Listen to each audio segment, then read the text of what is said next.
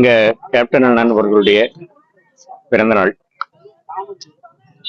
ஒரு பிறந்த நாளைக்கும் என்னுடைய பிறந்த நாளைக்கும் சரி, அவருடைய பிறந்த நாளைக்கும் சரி, அவருடைய வீட்டுக்கு போய் அவர்கிட்ட நமஸ்காரம் பண்ணி ஆசீர்வாதம் வாங்குவேன். இப்போ இறைவனா இருந்து நமக்கு எல்லாருக்கும் நிச்சயமா அவர் ஆசீர்வாதம் பண்ணிக்கிட்டு இருப்பார்.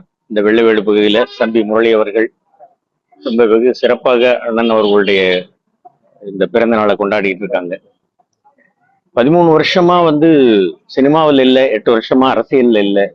ஆனால் அவர் பிரிந்த போது நடக்க முடியாதவர்கள், மாற்றுத்திறனாளிகள், எங்கெங்கிருந்தோ ஜாதி மதம் இனம் மொழி இதெல்லாம் பார்க்காமல் அப்படி கண்ணீர் சிந்திக்கிட்டு இருந்தாங்க.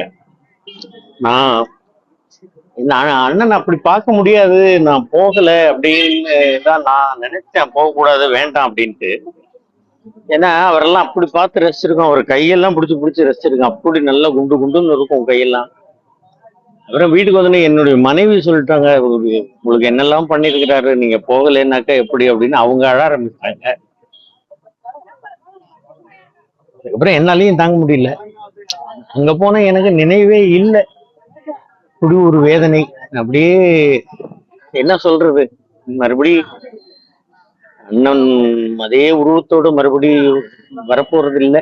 ஆனால் நம்மளோட உள்ளங்கள்ல நிச்சயமா அவர் வாழ்ந்துகிட்டே இருப்பார் அப்படிங்கிறது தான் உண்மை.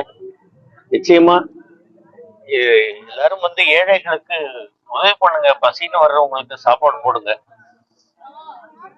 எனக்கு அண்ணன் அவ்வளவு பேருக்கு அவர் சாப்பாடு போட்டதை நான் பார்த்திருக்கேன். என்ன உட்கார வச்சு சாப்பிட வச்சு அவர் பார்த்ததை ரசித்ததை நான் அனுபவிச்சிருக்கேன். ஆக அண்ணன் போல் வேறொருவர் வருவது நிச்சயமாக சிரமம்.